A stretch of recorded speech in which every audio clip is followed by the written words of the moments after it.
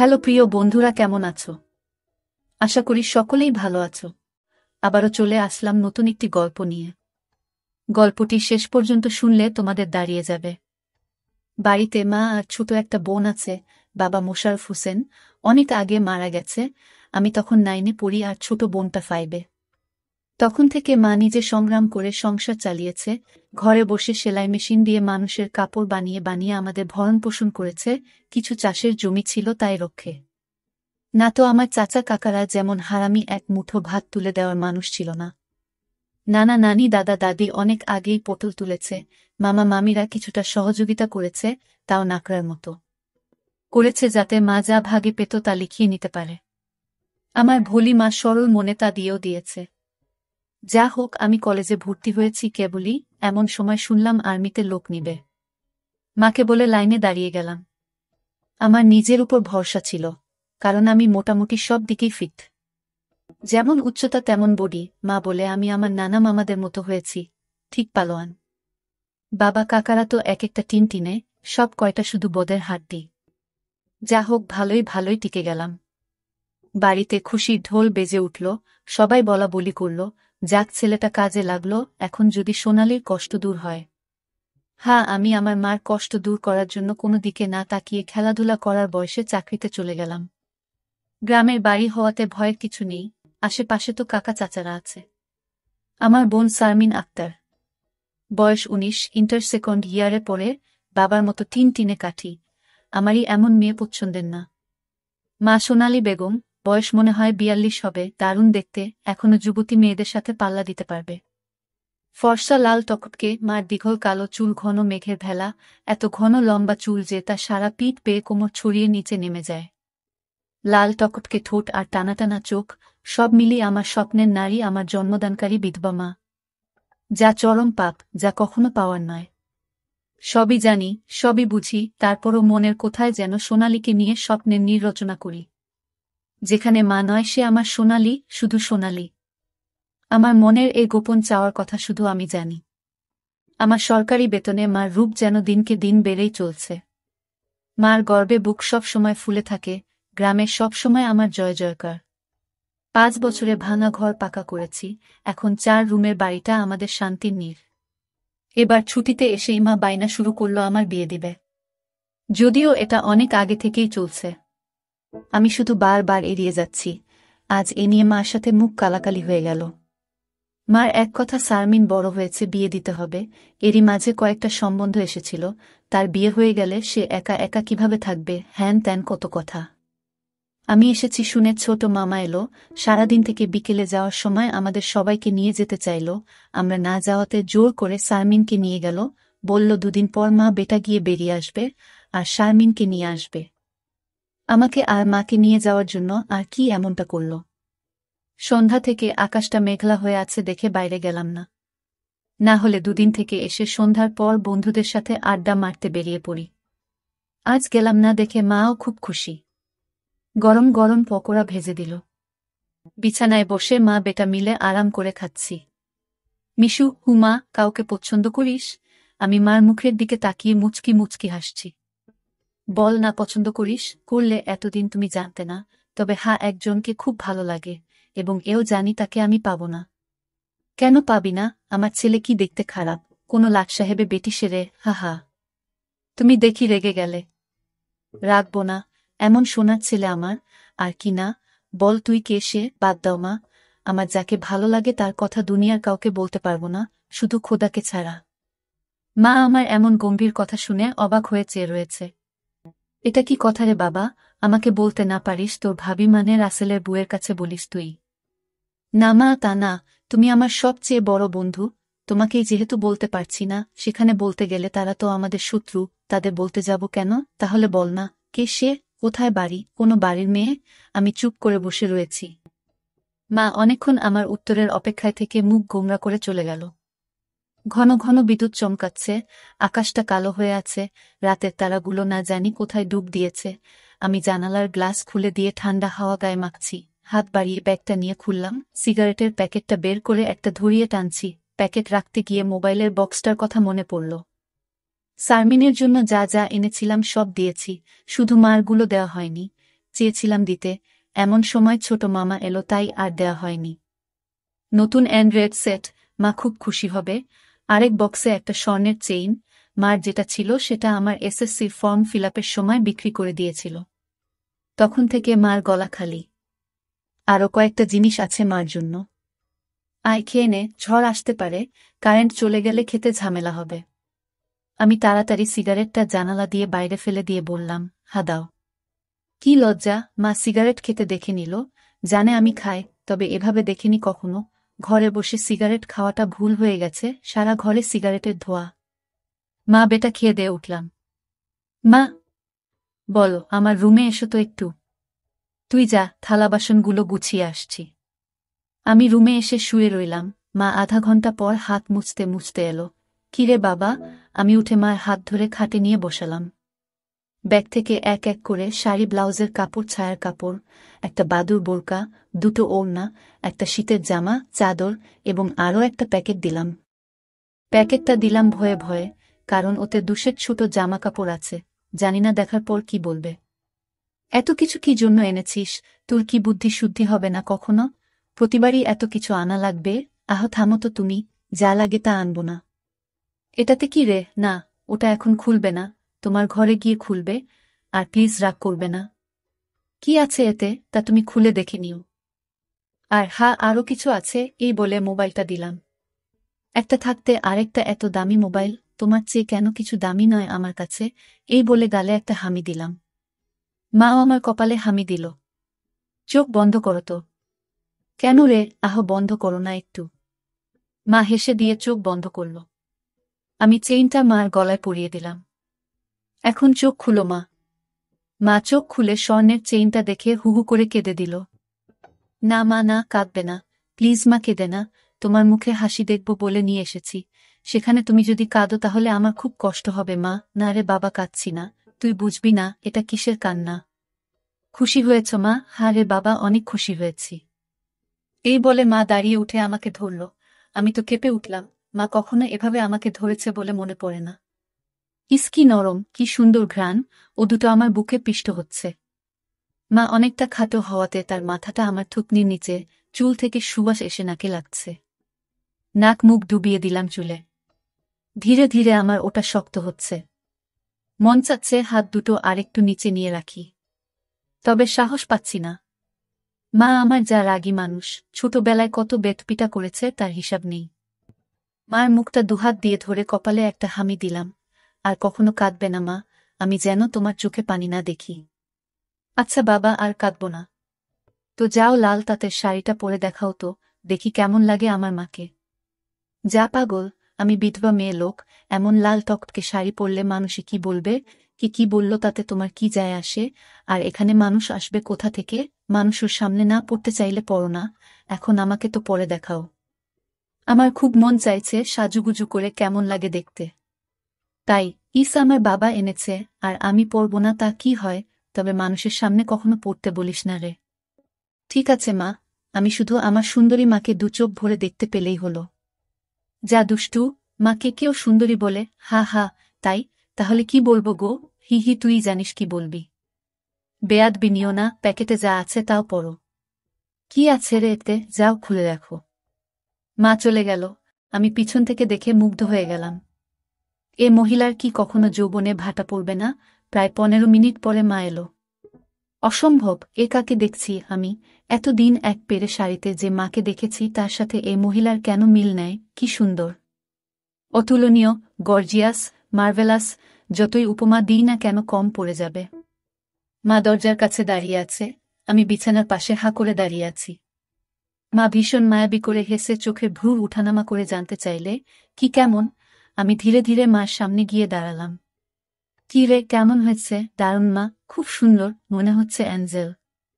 যা দুষ্টু, মাকে এমন কমপ্লিমেন্ট দিতে হয়? আমার 10 পাস মা যে এমন কথাও বলতে পারে জানা ছিল না। সরি মা, বলে হাত ধরে বিছানায় নিয়ে বসালাম। আমি নিচে বসে মার কোলে মাথা রাখলাম। তুমি সব সময় এমন ভাবে থাকতে পারো না মা। মা আমার মাথায় চুলে হাত বুলিয়ে দিয়ে, কি পাগলের মতো বলছিস? মানুষে দেখলে কি বলবে? তাহলে বলো, আমি যে কয়দিন থাকবো সে কয়দিন এমন করে সেজে থাকবে কেন রে? আমার খুব ভালো লাগে মা। হি হি পাগল, আচ্ছা থাকবনি। আমি মুখ উঠিয়ে মার মুখের দিকে তাকিয়ে, ওগুলো পড়েছ মা? যা শয়তান, কিছু তো শরম করো। মার জন্য কেউ এসব আনে, জানি না মা কেউ আনে কিনা, তবে বাবা থাকলে হয়তো আমিও আনতাম না। সে নেই দেখে মনে হলো আমার মার তো ভালো মন্দর খোঁজ রাখার কেউ নেই, তাই নিজেই রাখি। রাগ হয়েছ মা? না রাগ হয়নি, কিন্তু আর আনিস না। কেন মা, পছন্দ হয়নি? নাকি সাইজে হয়নি? সব ঠিক আছে। তবে তবে কি মা? মা লজ্জায় মুখ ঘুরিয়ে নিয়ে, তুই এনেছিস ভাবলে পড়তে শরম করে রে। আজ থেকে আমাকে ছেলে নয় বন্ধু ভাববে, তাহলে আর শরম করবে না। হবে মা আমার বন্ধু। যাহ পাগল, সমবয়সী না হলে কি বন্ধু হওয়া যায় এ যুগে? ওসব পুরনো কথা মা। তাই বলে মা ছেলে, হা মা ছেলে, এতেই তো ভালো, একে অপরের কাছে আসা যায়। তুই অনেক বড় হয়ে গেছিস দেখি, কি সুন্দর কথা বলছিস। তা তো অবশ্যই, কয়দিন পর তোমার ছেলে সেকেন্ড লেফটেন্যান্ট অফিসার হবে। খুব ভালো হবে রে বাবা, খুব ভালো হবে। এমন সময় বিদ্যুৎ চলে গেল। মোবাইলটা জ্বালাতো মিশু, দেখি চার্জার বাতিটা কোথায় আছে। থাক না মা এমন, কি সুন্দর তোমার কোলে শুয়ে আছি। জানো মা, পাহাড়ি এলাকায় একা একা পোস্টে ডিউটি দেওয়ার সময় এমন স্বপ্ন রোজ দেখি। প্রতিদিন মনে হয় তোমার কোলে শুয়ে একটু যদি। ঠিক আছে, এমনই থাক, তোর যত মন চাই। ধন্যবাদ মা। হি হি পাগল। মা হু, আজ আমার পাশে ঘুমাবে একটু? কেন রে, মন চাচ্ছে তোমাকে ধরে ঘুমাতে। ঠিক আছে, যা সদর দরজাটা বন্ধ করে ঘরগুলোতে ছিটকানি লাগিয়ে আয়। আমি উঠে লাফাতে লাফাতে চলে গেলাম। আজ আমার খুশি ধরে না, কিছু হলে হতেও পারে। এক জগ পানি নিয়ে এলাম সাথে করে। এসে দেখি মা শুয়ে পড়েছে। টেবিলে জগটা রেখে খাটের পাশে দাঁড়ালাম। মা দেয়ালের দিকে সরে গিয়ে আমাকে জায়গা করে দিল। বজ্রপাতের আলোতে মার মুখটা মায়াবী মায়াবী লাগছে। খোলা জানালার হিম বাতাসে আমার মনে ঝড় তুলছে। জানি না আমার মনে কি চলছে। মনে হচ্ছে মা তার স্বামীকে পাশে শোয়ার জন্য জায়গা করে দিল। মা নতুন বউ, আমি তার স্বামী। দাঁড়িয়ে রইলি যে, শুবি না? হাসুই। মার পাশে শুয়ে পড়লাম, দুজনে মুখোমুখি। আধো অন্ধকারে দুজনে দুজনার দিকে চেয়ে আছি। ঘুমাবি না? তুমি ঘুমাও, আমার ঘুম এত তাড়াতাড়ি আসে না। তাই আয় কাছে আয়, মাথায় হাত বুলিয়ে দিচ্ছি। আমাকে আর পাইকে একেবারে মার বুকের কাছে বুক নিয়ে গেলাম, তবে কোমরটা দূরে রাখলাম। মা একটা হাত সাইডে লম্বা করে দিল। এখানে মাথা রাখো। মা তার হাতের উপর মাথা রাখতে বলছে। আমি সহজ মনে তাই করলাম। নাকটা মার বগল থেকে ৩-৪ ইঞ্চি দূরে। ভালো মতো দেখতে না পেলেও বুঝতে পারছি যে এর বেশি দূরে নয়, কারণ ঘামের ঘ্রাণ পাচ্ছি। মার বগলের ঘ্রাণেই তো আমার শরীর আনচান আনচান করছে। মার বাম হাতের উপর শুয়ে আছি, মা ডান হাত দিয়ে মাথায় হাত বুলিয়ে দিচ্ছে। এতে করে আঁচল উঁচু হচ্ছে, আর যখনই বিদ্যুৎ চমকাচ্ছে তখনই ওগুলো দেখতে পাচ্ছি। নিজেকে কন্ট্রোল করা মুশকিল হয়ে পড়ছে। মিশু, হু, কাকে পছন্দ করিস বললি না তো? শুনলে রাগ করবে মা, তাই বলা যাবে না। কেন কেন, এমন কাকে তোর মনে ধরেছে যে শুনলে রাগ করব? বাদ দাও না মা, নিজেকে তোমার কাছে ছোট করতে চাই না তোমার মনে কষ্ট দিতে। তোর কথার তো আগা মাথা কিছুই বুঝছি না। নাইবা বুঝলে মা, হু। তোমাকে একটু ধরি মা, হিহি করে হেসে। ধর। কি সুন্দর ঘ্রাণ গো মা তোমার। যা শয়তান। আমি মার এমন আশকারা দেয়া কথায় সাহস পেয়ে তাকে চিৎ করে দিলাম। মন চাচ্ছে কোমরাটা উপর তুলে দিতে। মুখটা উঁচু করে হামি দিয়ে বললাম, আমি তোমাকে খুব ভালোবাসি মা। মা আমার মুখটা দুহাত দিয়ে ধরে, আমিও তোকে খুব ভালোবাসি রে সোনা। আমার ভালোবাসাটা অন্যরকম মা। কেমন রে? মা ছাড়া আরো অনেক কিছু। কেমন? শুনলে রাগ করবে না তো? আহ বল না, এত পেঁচাচ্ছিস কেন? তুমি আমার ড্রিম গার্ল মা। তাই তো। কি? হ্যাঁ মা, জানি এটা শুনে আমাকে খারাপ ভাবছ, এজন্যই বলতে চাইছিলাম না। আমি তোর মা মিশু, এমনটা কিভাবে ভাবতে পারলি? জানি না মা, শুধু জানি আমি তোমাকে প্রচণ্ড ভালোবাসি। তোমাকে ছাড়া কাউকে ভাবতে পারি না। চুপ কর বেয়াদব, এমন কথা বলতে তোর মুখে বাজছে না? সরি মা। এই বলে তার উপর থেকে উঠে খাট থেকে নেমে পানি খেলাম।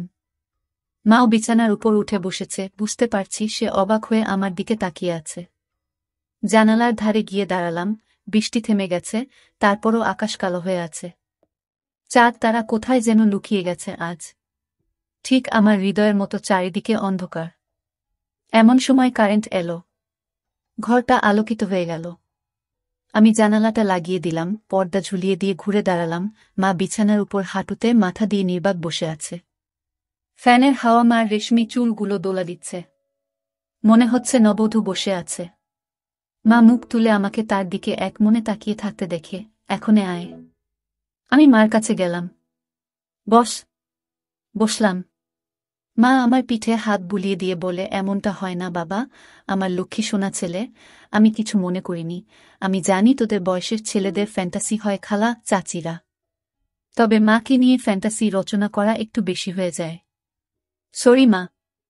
আমার ভোলি ভালি মা যে এতটা বুঝে এতটা পোক্ত আমার জানাই ছিল না, এত অনেক শেয়ানা।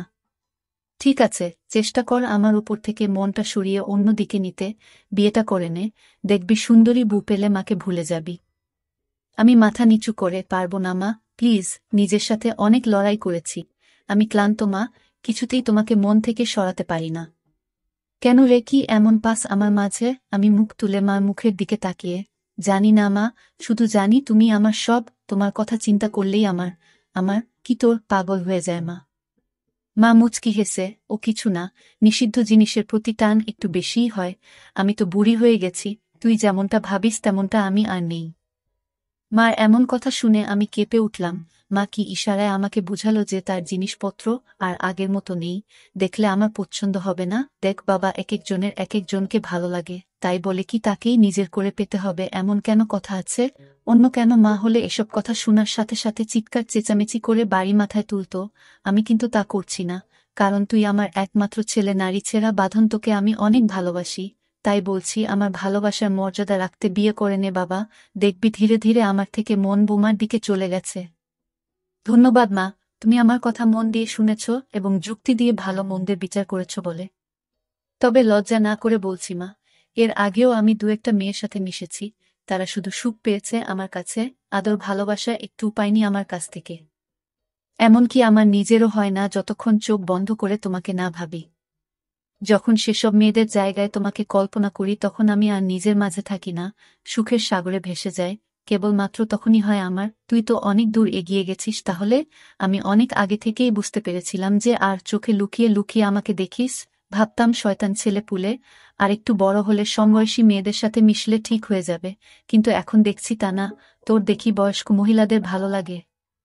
এতক্ষণ মার সাথে এত খোলামেলা কথা বলতে পেরে নিজেকে অনেক হালকা লাগছে, সাহস করে মাকে ধরে শুইয়ে দিলাম। মা চুলে হাত বুলিয়ে দিচ্ছে। আমি তাহলে কি করব মা, সেটাই তো ভাবছি। যেটাই ভাবো মা, আমার মতো পরিবর্তন হবে না। মানে কি? মানেটা তুমি ভালো করেই জানো। মার কণ্ঠে এবার সত্যি সত্যি রাগের আওয়াজ পেলাম। তাই বলে সারা জীবন বিয়ে করবি না, নাকি ছেলে হয়ে মাকে বিয়ে করতে চাস? মা যে এমন কথা ঠাস করে বলে বসতে পারে তা আমি চিন্তাই করিনি। আমি বললাম, বিয়ে না করতে পারলেও তো তুমি আমার হতে পারো। এটা কি মামা বাড়ির আবদার নাকি? ছি ছি মিশু, এমনটা বলতে তোর মুখে বাঁধল না? তাহলে সারা জীবন ছেলেকে এভাবেই দেখতে পাবে মা, তোমার এই মিশু কখনো বিয়ে করবে না। মার চোখে জল টলমল করছে, আমি হাত দিয়ে তা মুছিয়ে দিলাম। আমি তো এমন কিছু করিনি মা, তাহলে তুমি কাঁদছ কেন? আমরা দুজন জাস্ট আলাপ করছি। মা অনেকক্ষণ চুপ থেকে, শুন বাবা, লজ্জা শরমে মাথা খেয়ে বলছি, তোর কষ্ট আমি দেখতে পারবো না। আর বয়স্ক মহিলাদের কাপড় চোপড়ের উপর থেকেই কেবল ভালো লাগে, খুললে নয়। তুই যদি চাস তাহলে আমাকে সেভাবে একবার দেখে নে, তাও তুই মতো পরিবর্তন করো। তবে শুধু দেখতে পাবি, কিছু করতে পারবি না। মার মুখে এমন কথা শুনে আমি আর দুনিয়াতে নেই। বল রাজি, আর যদি আমি দেখে আরও বেশি আকর্ষণ অনুভব করি তাহলে? আমি বলতে চেয়েছি যে, আজ আমাকে দেখো, আর আগেও তো তুই অন্যদের দেখেছিস, তাহলেই তফাৎটা বুঝতে পারবি। আমার মনে হচ্ছে আমার মতো মার মনের ভিতরেও কিছু আছে, নয়তো দেখার কথা আমি তো কিছু বলিনি। মা নিজ থেকে দেখতে দিতে চাইছে যে। রাজি? হ্যাঁ রাজি।